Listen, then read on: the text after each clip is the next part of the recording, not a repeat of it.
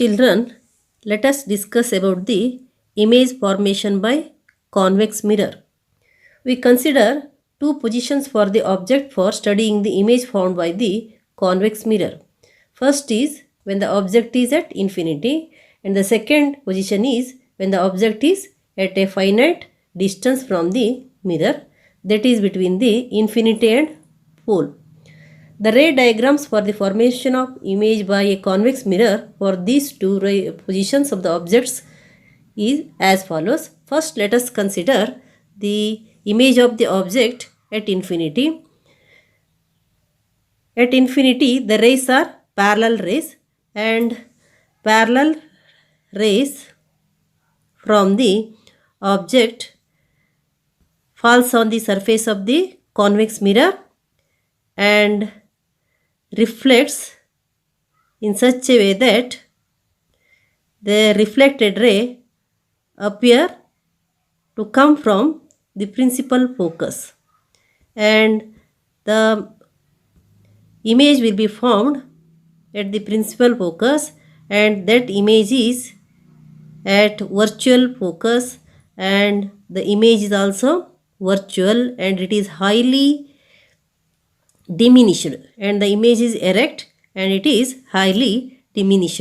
So when the object is at infinity, the image of the object through the convex mirror is at principal focus, and it is virtual image and diminished image, virtual and diminished image, and also it is erect image.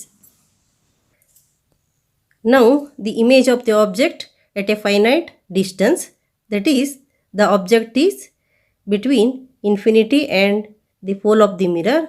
When the ray parallel to the principal axis falls on the surface of the convex mirror, it reflects, and that reflected ray appear to come from the principal focus. The next ray we have considered here, the ray which is directed towards the center of curvature. That ray reflects and moves back along the same path, and these two reflected rays appear to meet at a point between P and F, and at that point image forms, that is diminished image, erect image, and it is also virtual image. Here when the object is at finite distance, the image forms between P and F, which is erect, diminished and virtual. Here is a table to show the nature, position and relative size of the image formed by a convex mirror. First case, the position of the object is at infinity, then the position of the image is at the focus, and that is behind the mirror, and the size of the image is highly diminished, that is point sized. Nature of the image, virtual and erect. In the second case, when the object is between infinity and the pole P of the mirror, that is at finite distance, then the position of the image is between P and F, behind the mirror. Size of the image is diminished and nature is virtual and erect. Convex mirror always gives virtual and erect image. That is one of the special property of the convex mirror. Now let us discuss about the uses of convex mirrors. Convex mirrors are commonly used as rear view mirrors in vehicles. These mirrors are fitted on the sides of the vehicle, enabling the driver to see traffic behind the vehicle to facilitate safe driving.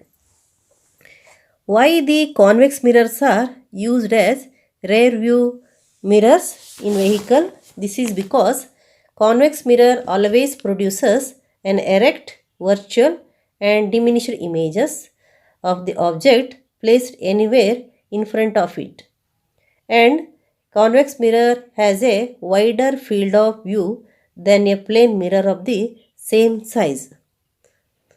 Because of these two reasons, convex mirrors are commonly used as rear view mirrors in vehicles. Let us discuss about the sign convention for reflection by spherical mirrors. While dealing with the reflection of light by spherical mirrors, we shall follow a set of sign conventions called the new Cartesian sign convention system. In this convention, the pole P of the mirror is taken as the origin and the principal axis x dash is taken as the x-axis of the coordinate system. The conventions are as follows. The object is always kept to the left side of the mirror. Here the object is always kept at the left side of the mirror, and it implies that the light from the object falls on the mirror from the left hand side. Here the incident rays are from the left hand side to the mirror, and all the distance from the mirror is taken from the pole, that is the distance parallel to the principal axis are measured from the pole of the mirror, and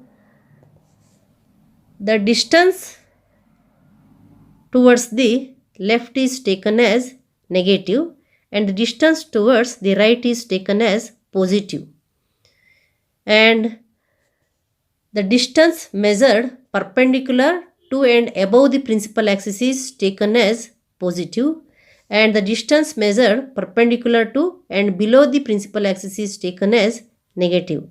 Here leftward direction is considered as negative and rightward direction is considered as positive, and upward is considered as positive, downward is considered as negative. This is about the sign conventions. Now let us discuss about the mirror formula. Before the mirror formula, let us discuss about object distance and image distance. So what is object distance? In a spherical mirror, the distance of the object from its pole is called the object distance and it is denoted by the small letter u. And what is image distance? The distance of the image from the pole of the mirror is called the image distance and it is denoted by the small letter v. So these are the u and v. U is the object distance and v is the image distance, and also the focal length, that is the distance between the principal focus and pole. And for mirror formula, we have to use the object distance u, image distance v, and focal length f. Here u is the object distance, v is the image distance, and f is the focal length. The relation among these three quantity is 1 by u plus 1 by v is equals to 1 by f. This is called mirror formula. Now let us discuss about the magnification.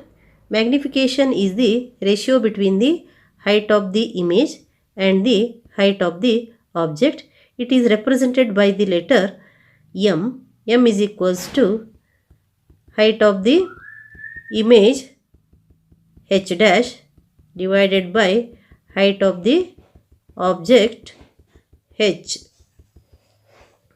That is m is equals to h dash by h, and also it is the ratio between the image distance and object distance. Ratio between the image distance and object distance, that is m is equals to v by u. M is equals to v by u. Magnification produced by a spherical mirror gives the relative extent to which the image of an object is magnified with respect to the object size. So it is expressed as the ratio of the height of the image to the height of the object, and we may note that the height of the object is taken to be positive as the object is usually placed above the principal axis. Here we have taken the height of the object is taken as positive, and the height of the image should be taken as positive for virtual image, because virtual image is above the principal axis, and so it is upward, so it is taken as positive. However, it is to be taken as negative for real images. For real images, we have to take the negative sign, and negative sign in the value of the magnification indicates that the image is real, and positive sign in the value of the magnification indicates that the image is virtual. Image is virtual. If value of m is greater than 1, the image is magnified. If the value of m is smaller than 1, the image is diminished. Image is diminished. If the value of m equals to 1, the image is of the same size as the object. The image is of the same size as the object. This is about the value of the m and size of the image. And next, if m is positive, the image is virtual and erect, and if m is negative, the image is real and inverted. If m is positive, the image is virtual and erect. If m is negative, the image is real and inverted. In this way, with the help of the value of m, we will get the nature and size of the image.